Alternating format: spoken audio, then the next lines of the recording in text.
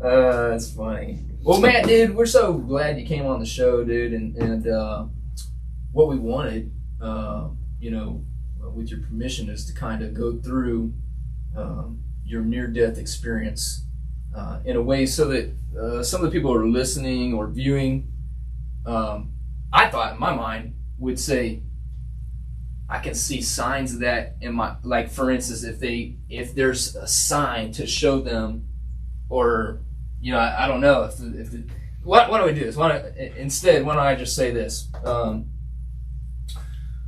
I don't we call it an aneurysm, but I don't know if that's the technical term for what happened to you. Can you tell me and Kevin what the technical term is?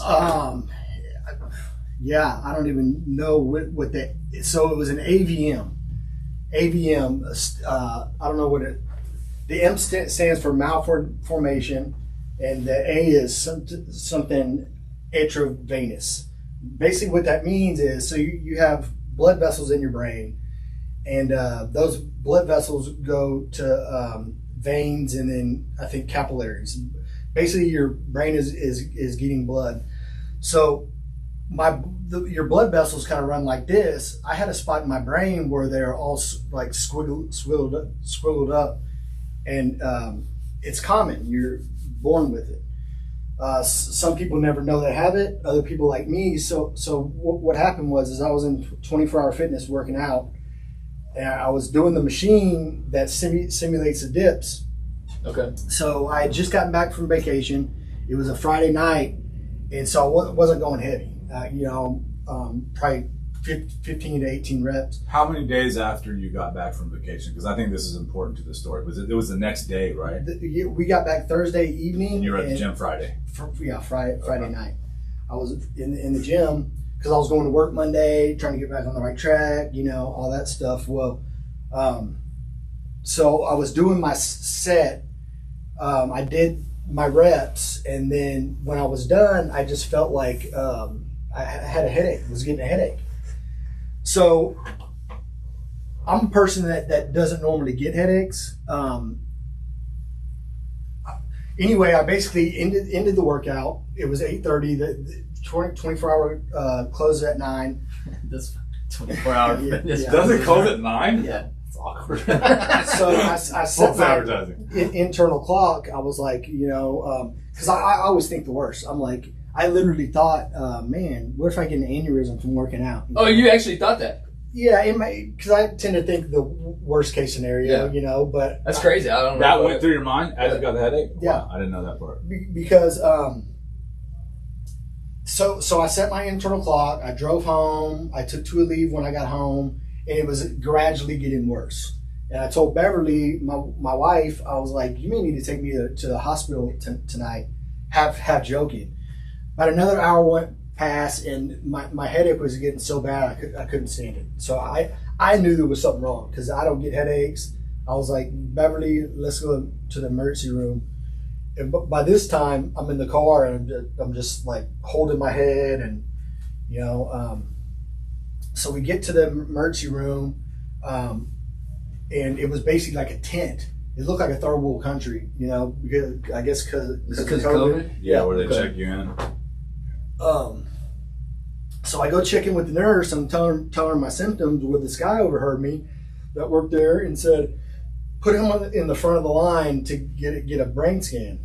And so I waited another 20, 30 minutes. I was in pain. I was laying on the floor. They put me in a wheelchair and went and got my scanned my head, and they saw I was bleeding in my brain.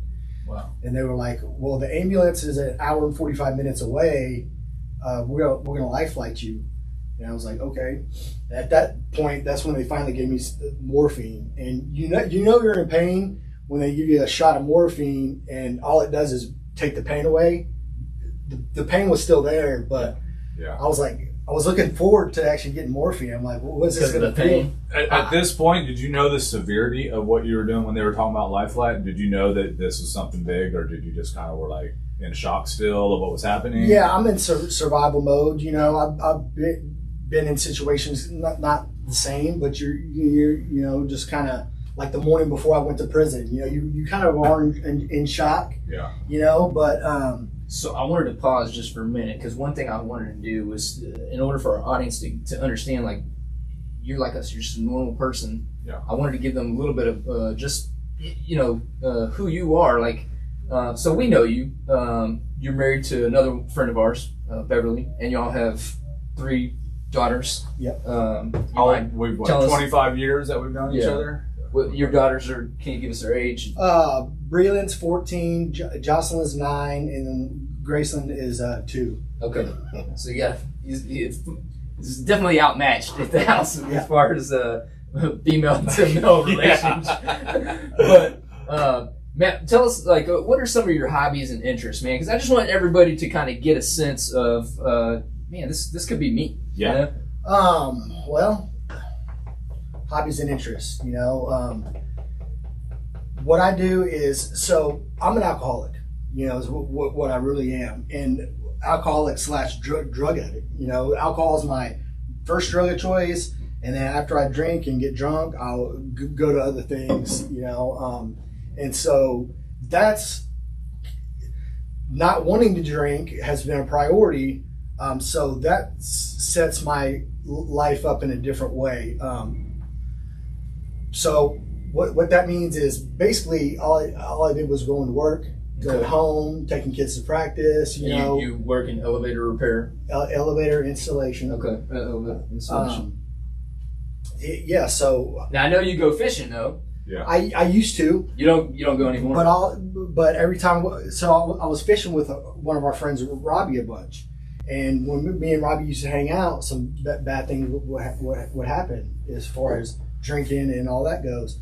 So no. Yeah, so no fishing. No fishing. E-bikes. We both got e-bikes. We were riding the e-bikes around. That was fun. That's part of my problem. I need more activities, and I don't drink either, and me and Matt have kind of, helped each other out through the not drinking process, and we started riding bikes during COVID, and it was kind of the hardest time to not drink during COVID. I mean, we had every excuse in the world, life was really, really tough at that time. So, man, I'm proud of you, Matt, because I think if you would have been drinking that night, it could have got a lot worse. Absolutely. You probably would have went in and pounded some beers and fell asleep, and who knows if you would have woke up, because what ended up happening was life or death, right? Yeah.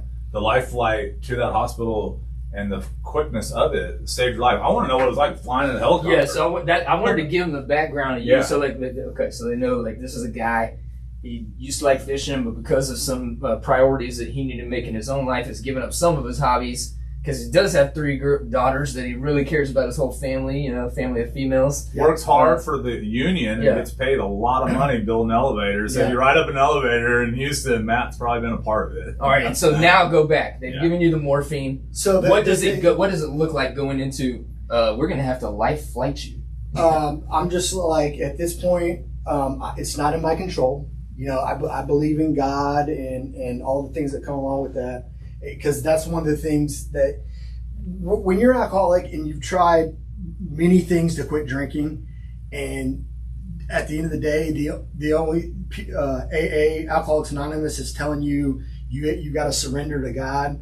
I've always kind of believed in God, but in my brain, it's hard to tell me that there's this power that I can't see that's just going to make me not want to drink anymore. So, I don't think that he makes you not drink. I think he hopefully gives you some inspiration. The work is yours. You got to do the work. Yeah, you got to do the work. So going to the LifeFlight. Okay, so they just gave me this shot of morphine. I'm kind of in the back. I'm in a bed.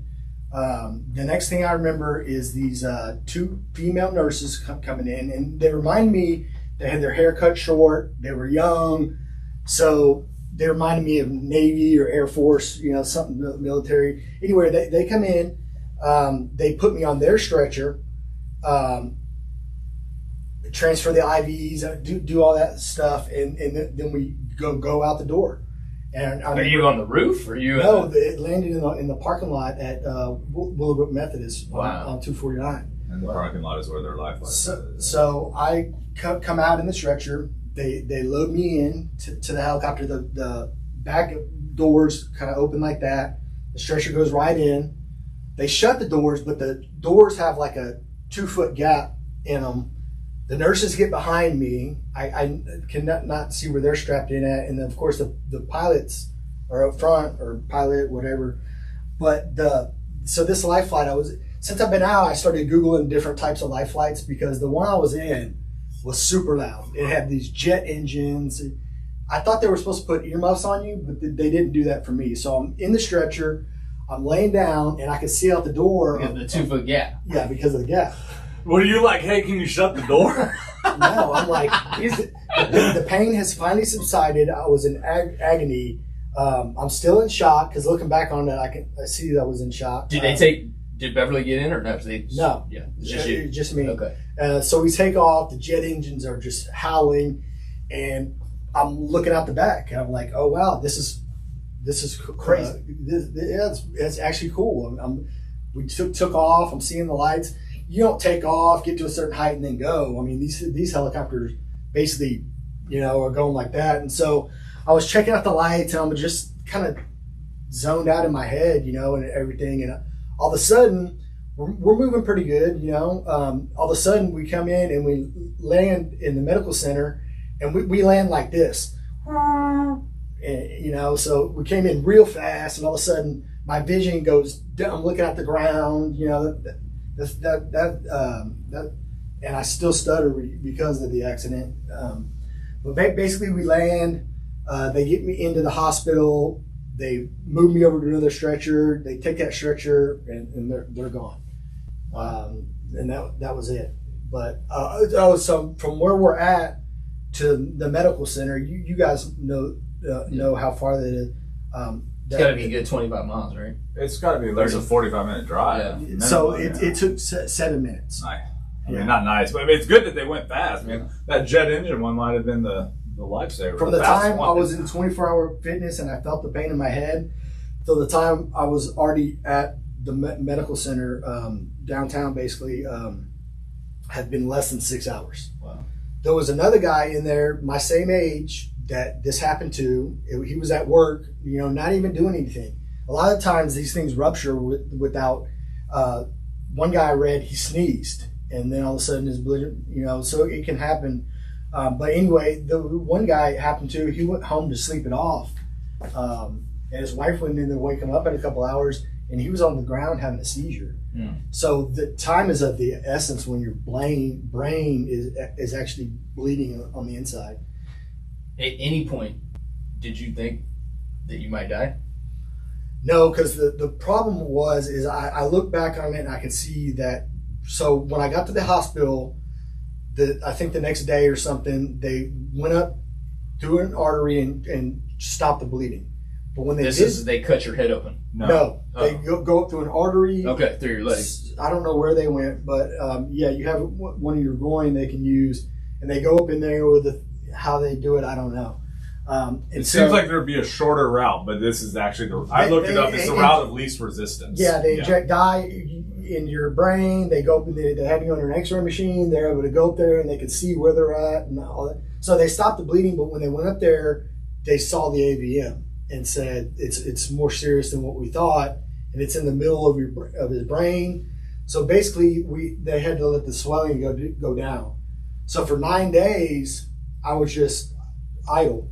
And I am able to go back on my phone and on my notes, I put morphine, fentanyl, all these different medications I could have and when I could have them, because I still had pain. So for 9 days, I don't remember, but I was getting mass quantities of opiates for the pain, to where at one point they almost had to give me the Narcan because my heartbeat was down to like 25 beats per minute. It was slowing you down too much, huh? Yeah. So for 9 days, I don't really remember. I can go back and look at texts and phone calls and kind of see what I was doing. But the only thing I remember after LifeFlight was waking up after this actual surgery where they had to go in and do the operation. It was a 7-hour operation. They had to ventilate me, which like I didn't really. Maybe I did know what was going to happen, but I can't remember what was going to happen. So I just woke up and couldn't move. They didn't have to crack your skull open or anything, did they? They made. I saw the scar. I don't know if we can see the scar. I'm gonna zoom in on your scar, man. So just hang on 1 second. And of course, I have those pictures with the staples in my head. You can see it right here. So yeah, I saw it when he was shaved head, and you just saw my bald head in there too. So. It was. I mean, they cut open a big chunk, and opened it up, and then went into the skull. Yeah. They what I think they had to do was actually grind the skull, take the skull out, and then they could work on it, and then they put the skull back on. Correct. And they used like 30 something screws, titanium screws, to fit it. Yeah. So let's come out of surgery. At what point, like how long after surgery is it that you wake, and then when you do wake, what do you realize is different? So I think it was at 24 Hour Fitness on July 17th. I remember waking up, it was July 29th. Wow. And when I did, so the first time I woke up, so when you're done, they put all these leads on your head, and that's connected to a machine that is going to monitor for strokes and seizures. Well, I didn't know those were in my head. So the first thing I remember is when I lift my head up, but it being restricted. And there was a clock on the wall, and I couldn't see it. I could only see the clock. I couldn't see what time it was. And then I could see on a chair a sweater. And I thought that was Beverly's sweater. So I thought she was in another room. So what I wanted to do was I wanted to find out where my wife was, and I wanted to see what time it was. I was just coming out of everything. So I really didn't know where I was at. And so I keep trying to lift my neck up. I'm pulling these leads out of my head. And the nurse comes in, they hold me down, and what are you doing? And all that. Well, come to find out, Beverly wasn't there yet. And so they did the leads, and they put me in a room. And I didn't know. Seems like they would have had you should have had your hands restricted if somebody's coming out of something and they don't know that they're going to have those stuff. They did with the ventilator. So I didn't realize what a ventilator even was, even with COVID and all that. I had no idea it was a thing that they actually, a big tube that they stuck down you. And, so it's inside your lungs. To breathe. It breathes for you. Yeah, it's not like an oxygen mask. So to take the ventilator out, they said that was kind of weird because it took me an extra day to come off the anesthesia. And my eyes kept fluttering in the back of my head, and they said that wasn't normal. And they finally get you to a point where they think you can breathe on your own. I don't know how they do that. And then they told Beverly to leave the room, and they pulled it out. I don't remember any of that. So the only thing I remember was waking up or being awake, not being able to talk, only saying one word and just repeating it. What was the word? I don't remember. Okay. So I couldn't talk for like the first day. My whole right side was paralyzed. They use the term weak. I say paralyzed because I can't move. Were you freaked out? The first 3 days was difficult. When you finally realize I wasn't in any more pain, I was having opiate withdrawals. I didn't know it, and the most movement. I'm hooked up. I got needles in me and all kinds of things around me, but this was the most movement I can get on day one. Just the thumb. Barely move the thumb. Which was a blessing. When we heard that, like everyone was jumping for joy, man. Yeah. We were communicating. Beverly was communicating with me, and I was communicating with a lot of the friends, and people were praying for you. And when we heard your thumb move, man, that was because it could have not. Yeah. Because we had heard in most cases, like you're going to lose some loss of limbs, and you know. Yeah. And so you've come back a lot, man. And almost to me, I wouldn't even know, if I didn't know the whole story. It's been 3.5 months, and I've come so far. I mean, there's still things I can't do. Yeah, but if you saw me and you didn't know, you wouldn't be able to tell that anything ever happened. Now you told us before we got on air here. Maybe it's funny to some, maybe it's just funny to me, but you had to learn how to wipe your butt. How long did that take? Everything you usually do with your right hand, you then have to do with your left. So it just, so in physical therapy, there's no exercise I can do to, like, I'm not going to sit there and do ass wiping movements. That's like 10 burpees, 10 ass wipes. That's not an exercise? But, so it's two things. It's a few things. And, so my left side was weak just for laying in the bed for 3 days. Like atrophy. You take a normal, healthy human being and put them in a bed and don't let them up for a week, and they're going to be really weak. The muscles that they had, even if they worked out every day, aren't going to be there. So my left side was weak. My right side was, I call it paralyzed, because when they work on the left side of the brain, the right side is going to be the one affected. Vice versa. What did they tell you the recovery might look like as far as both time and what they expected you to be able to do? Man, so the doctors will never tell you. They'll never give a timeline, and I actually think that's the right thing to do, Not to get people's hopes up. Yeah, because I go to physical therapy and I see people that are worse off than me. It all depends on how long it bled for, does it bleed during the operation, do they nick something? I mean, you're dealing with the brain, so they just basically have different ways to gauge, When I'm moving my hand on day 3 and I'm able to raise it like that, they know, so you get doctors that come around in the morning and you're still asleep, and they'll come in there and tell you, move your arm, try to move your leg. And one of the doctors said, you'll do well. And I remember him saying that because later on I found out it's usually the arm and the hand that come back last. So if that's something that's coming back first, if you get the arm movement, you'll always get the leg.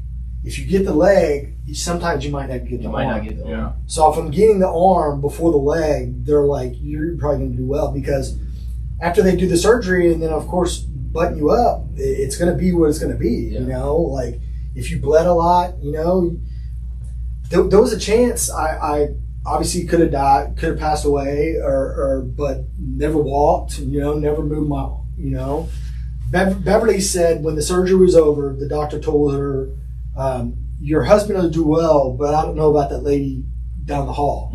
And maybe he shouldn't have said that, but it was just at the time.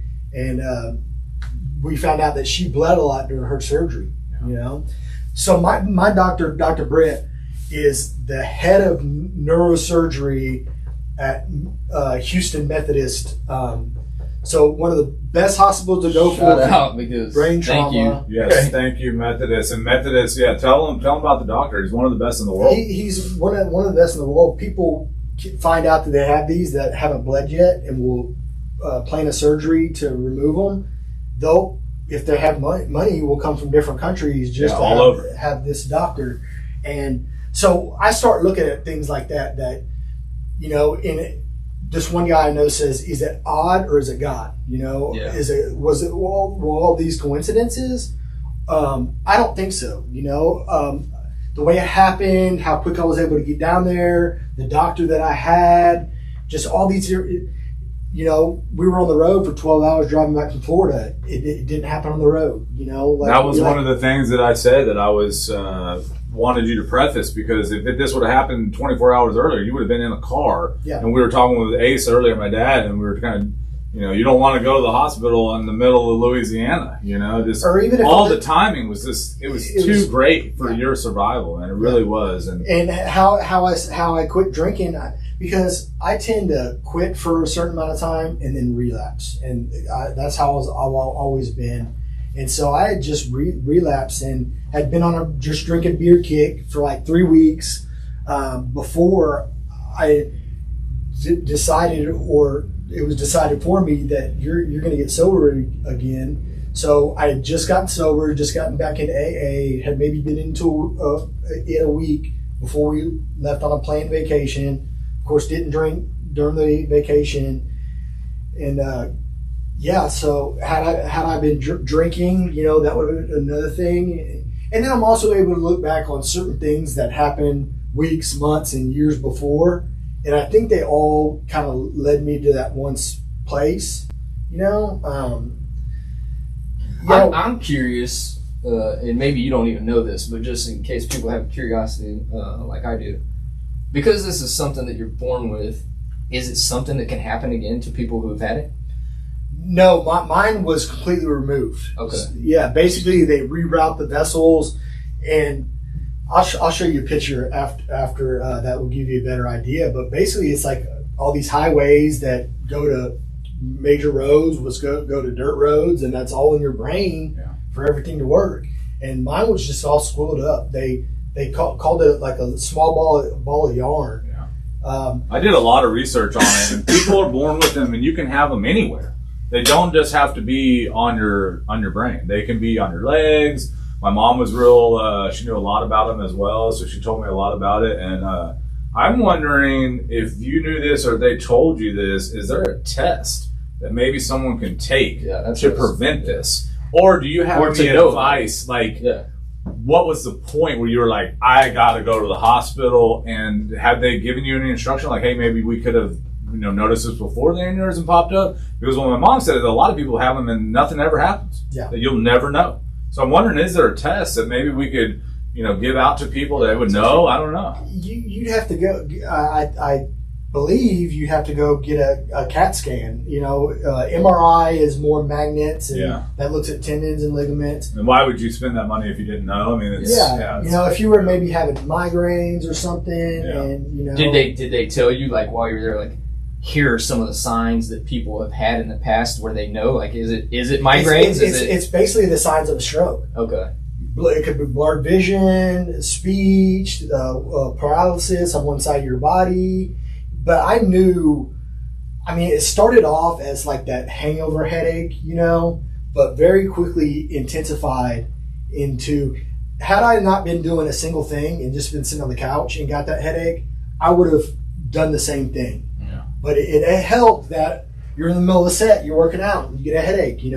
Were you breathing? I always try to breathe, but will I hold my breath a little bit? Maybe, So you're playing, those mind games with yourself, like, don't be a pansy. You're fine. No, something's really wrong. I never would have thought that. That's what I had, and that's what was going to happen. I was perfectly healthy and physically, not mentally so much. But.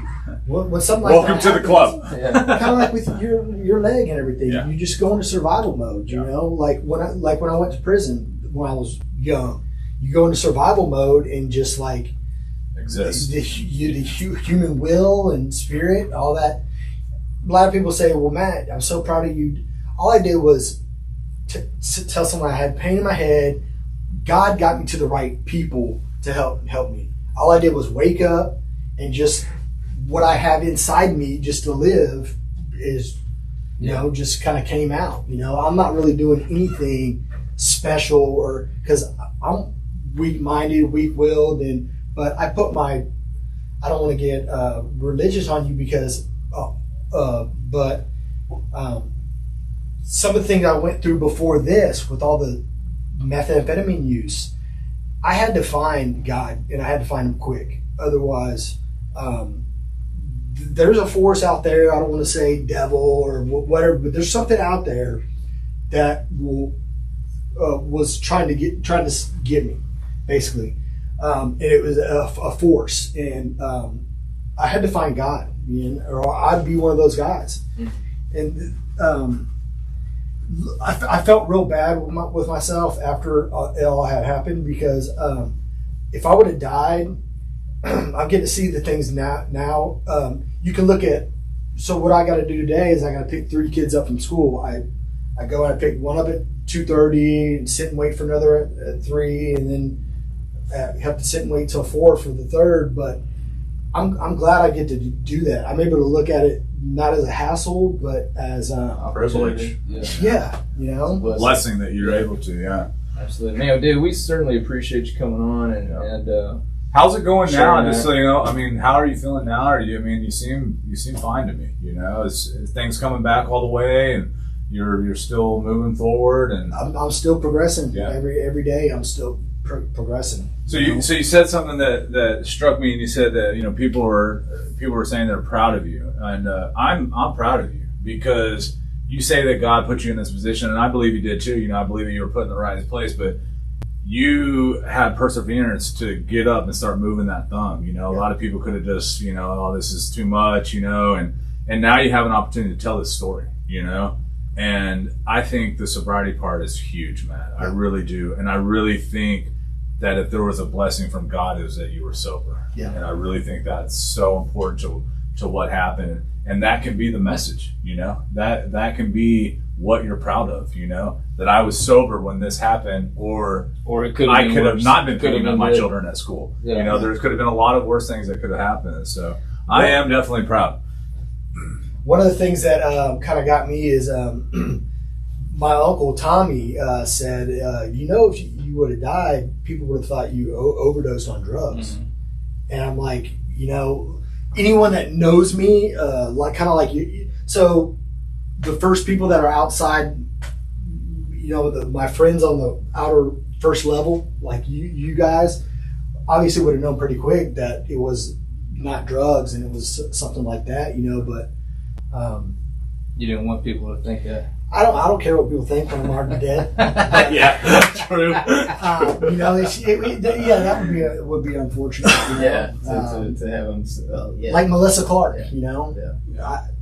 I never found out exactly what happened. I haven't asked either, but my first assumption is suicide or drugs. It was a tragic overdose. Yeah. I did ask and was around the family when that happened, and she did overdose on drugs. And that's a sad story. But man, we're getting close to time, Matt. So thanks for coming out, and we really appreciate the story, man. This has been really enlightening. I'm glad we could get it on on tape. Each week we do a Flashback Friday. Yeah. We didn't want to make you have to do it as a guest. But I got it. But Kevin has it. Yeah. And it involves you. So my Flashback Friday, man.